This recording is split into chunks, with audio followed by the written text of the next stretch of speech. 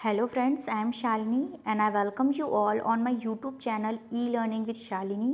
और आज हम डिस्कस करने वाले हैं विकास और अधिगम के संबंध को, यानी जो विकास है हमारा और अधिगम है ये दोनों कैसे अंतः संबंधित हैं और विकास का अधिगम पे और अधिगम का विकास पे क्या प्रभाव है। सेकेंड पॉइंट में हम समझेंगे वृद्धि और विकास में शिक्षक की क्या भूमिका है, यानी जो हमारे टीचर्स हैं, शिक्षक हैं, वो किस तरह से हमारे वृद्धि और विकास में सहायक हैं। ठीक है, तो चलिए समझते हैं। सबसे पहले विकास और अधिगम के संबंध को समझने से पहले थोड़ा थोड़ा हम विकास और अधिगम की बात कर लेते हैं, इसको ध्यान में रख लेते हैं, समझ लेते हैं कि क्या है। तो विकास, जैसा कि हम फर्स्ट टॉपिक से समझते हुए आ रहे हैं, विकास क्या है, हमारा जीवन पर्यंत चलने वाली प्रक्रिया है। विकास जो है हमारा क्या है, कई पक्षों में, कई अवस्थाओं में होता हुआ क्या है, जीवन पर्यंत चलता रहता है, कभी रुकता नहीं है। और अधिगम को थोड़ा सा समझ लेते हैं। अधिगम यानी लर्निंग। ठीक है, अगर एक शब्द में इसको समझें तो सीखना, यानी अधिगम का एक शब्द में अर्थ समझे तो क्या है, वो सीखना। अधिगम एक प्रक्रिया है जो जीवन पर्यंत चलती है, जिसके द्वारा हम कुछ ज्ञान अर्जित करते हैं, जिसके द्वारा हमारे व्यवहार में क्या होता है, परिवर्तन होता है। जन्म के तुरंत बाद से ही क्या है, व्यक्ति सीखना स्टार्ट कर देता है, प्रारंभ कर देता है। तो देखिए, जब बच्चा जन्म लेता है उसके बाद से ही क्या है, कुछ न कुछ वो सीखता रहता है। पहले वो उठना बैठना, फिर चलना, फिर भाषा सीखेगा। ठीक है, तो क्या है, कुछ न कुछ वो सीख रहा है। और ये प्रक्रिया क्या है, जीवन पर्यंत चलती रहती है, यानी सार्वभौमिक है, हमेशा चलती रहती है। मतलब हम कुछ न कुछ चाहें या ना चाहें सीखते रहते हैं अपनी लाइफ में। ठीक है, और अगर देखा जाए थोड़ा सा तो अधिगम यानी हम सीख रहे हैं। ज़रूरी नहीं है कि जो हम प्रयास करके ही, एफर्ट लगा के ही सीखें। कुछ चीज़ें ऐसी भी होती हैं जो स्वाभाविक रूप से हम सीख लेते हैं और हमको पता भी नहीं चलता है कि हमारा अधिगम हो रहा है। कुछ चीज़ें ऐसी भी हैं, पर कुछ चीज़ें क्या हैं जिनके लिए हमको एफर्ट लाना पड़ता है। ठीक है, तो ये चीज़ हो गई अधिगम के बारे में। अब नेक्स्ट हम समझते हैं कि दोनों में संबंध क्या है, या एक दूसरे से कैसे संबंधित हैं, एक दूसरे को कैसे ये प्रभावित करते हैं, ये चीज़ समझ लेते हैं। तो फर्स्ट पॉइंट हमारा होगा, शारीरिक विकास के उच्च स्थिति की अवस्था में अधिगम या सीखने की जो प्रक्रिया है वो क्या है, तीव्र हो जाती है। यानी अगर हमारा शारीरिक विकास अच्छा है, हम स्वस्थ हैं, ठीक है, हमें अच्छा पोषण मिला है, हम स्वस्थ हैं, तो क्या है, हमारे सीखने की जो प्रक्रिया है वो तेज गति से होगी, मतलब जल्दी सीखेंगे हम। ठीक है, और इसके अपोजिट अगर देखा जाए कि शारीरिक विकास अगर हमारा अच्छी तरह से नहीं हुआ है, हमारा स्वास्थ्य सही नहीं है, तो अधिगम में क्या है, वो बाधा उत्पन्न करेगा और सीखने की जो प्रक्रिया है वो धीमी हो जाएगी। नेक्स्ट पॉइंट समझते हैं, संज्ञानात्मक विकास की उचित स्थिति अधिगम को उच्च एवं स्थायी बनाती है। संज्ञानात्मक विकास क्या है, मैंने विकास के हर एक पक्ष को एक वीडियो में पूरा डिस्क्राइब किया हुआ है कि विकास के कौन कौन से पक्ष हैं, कैसे इसमें क्या होता है, विकास के इस पक्ष में क्या होता है, किस तरह का विकास होता है। तो संज्ञानात्मक विकास जो है हमारा, ये क्या है, हमारी बुद्धि से जुड़ा हुआ है, हमारी मानसिक जो एबिलिटीज़ हैं उनसे जुड़ा हुआ है, यानी किस तरह से हम सोच पा रहे हैं और किस तरह की सिचुएशन में हम क्या रिएक्ट कर पा रहे हैं, क्या निर्णय ले पा रहे हैं उस सिचुएशन में, ये संज्ञानात्मक विकास से जुड़ा हुआ है ये सब चीज़ें। ठीक है, जो हमारा अगर सोचने समझने और हमारे निर्णय लेने की जो शक्ति है, अगर हम वो सही है, संज्ञानात्मक विकास सही से हुआ है, प्रॉपर वे में हुआ, तो क्या है, हम जल्दी किसी चीज़ को सीखेंगे, वो क्या है, अधिगम में हमारे सहायक होगी।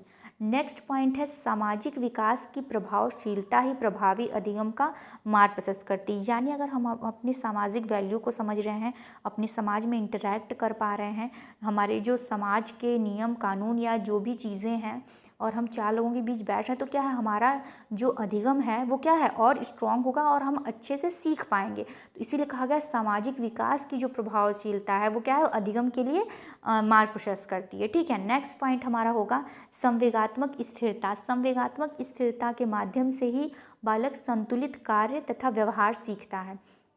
यानी जो हमारा संवेग, यानी हमारे इमोशंस, ठीक है, हम कहाँ तक इस पे कंट्रोल कर पा रहे हैं। अगर आपको मान लीजिए कि कहीं ऐसी सिचुएशन है जहाँ पे आपको शांत रहना है, ठीक है, वहाँ पे आपको गुस्सा नहीं करना, आपको शांत रहना, शांत स्वभाव को अपने प्रदर्शित करना है। अब वहाँ पे आप एग्रेसिव हो गए हैं, किसी को डांटने लगे या किसी के ऊपर चिल्लाने लगे, तो ये क्या है, ये आप वहाँ पे उस सिचुएशन के हिसाब से वहाँ पे आप बिहेवियर नहीं कर पा रहे हैं, तो ये क्या है, आप अपने संवेग पे कंट्रोल नहीं कर पा रहे हैं, तो ये संतुलन आप नहीं बना पा रहे हैं वातावरण के साथ अपने संवेग को कंट्रोल करके। तो क्या है, यही चीज़ें अगर संतुलन बना लेते हैं तो क्या है, आपके सीखने की जो गति है वो अच्छी जाएगी, मतलब आप अच्छी तरह से आपका अधिगम भी जो है वो अच्छा होगा, ठीक है, अच्छे से आप सीख पाएंगे। तो यहाँ पे ये पॉइंट हो गया, ठीक है। नेक्स्ट पॉइंट है नैतिक विकास के आधार पर ही छात्र नैतिक कार्यों एवं गतिविधियों को सीखता है, ठीक है।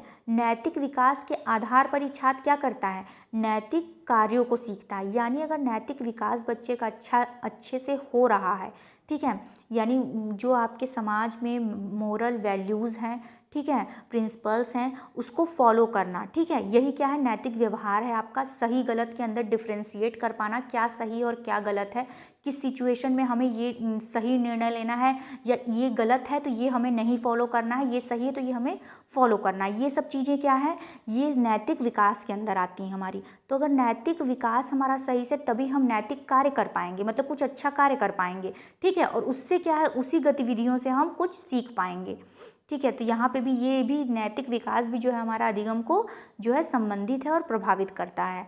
और क्या है, मानसिक विकास के आधार पर ही छात्र द्वारा तर्क, चिंतन एवं खोज संबंधी गतिविधियाँ सीखी जाती हैं, ठीक है। यानी बच्चे का जो मानसिक विकास है, अगर मानसिक विकास में क्या है, अगर मानसिक विकास अच्छे से, तभी बच्चा क्या कर पाएगा, किसी चीज़ पे तर्क कर पाएगा, लॉजिक लगा पाएगा, रीजनिंग लगा पाएगा, चिंतन कर पाएगा, सभी दिशाओं में सोच पाएगा और कुछ खोज संबंधी गतिविधियाँ कर पाएगा, ठीक है। और ये सब चीज़ें करेगा तभी तो वो कुछ सीख पाएगा। तो इसके लिए क्या है, हमारा मानसिक विकास जो है अच्छा होना चाहिए।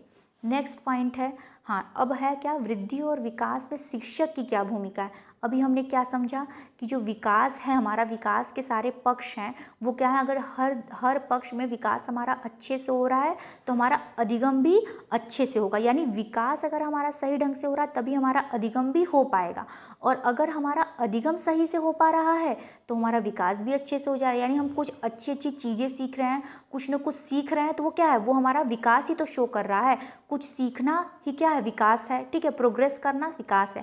तो इस तरह से दोनों क्या है, एक दूसरे से संबंधित हैं, ठीक है, दोनों का प्रभाव एक दूसरे के ऊपर पड़ता है। अब हम समझ लेते हैं कि शिक्षक की क्या भूमिका है हमारे वृद्धि और विकास में। एक शिक्षक विभिन्न सामाजिक, आर्थिक और सांस्कृतिक पृष्ठभूमि के बच्चों के साथ मिलता है। यानी जो शिक्षक है उसकी कक्षा में ज़रूरी नहीं है कि जितने भी बच्चे हैं सब एक ही सामाजिक आर्थिक स्थिति के हों और उनकी सबकी भाषा एक हो, सामाजिक सांस्कृतिक पृष्ठभूमि एक हो, सब अलग अलग हो सकते हैं, ठीक है। और ये क्या शो करता है, ये व्यक्तिगत विभिन्नता शो करता है।